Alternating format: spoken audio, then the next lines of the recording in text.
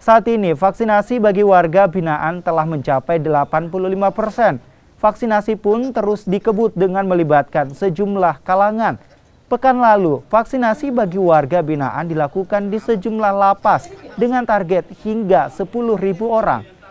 Di Sulawesi Selatan sendiri terdapat 24 UPTD pemasyarakatan, diantaranya 15 rutan dan 9 lapas. Ditargetkan vaksinasi bagi warga binaan secara keseluruhan bisa rampung pada pertengahan Oktober mendatang. Hari ini ada 10.426 warga binaan kami di 24 lapas dan rutan di Sulawesi Selatan.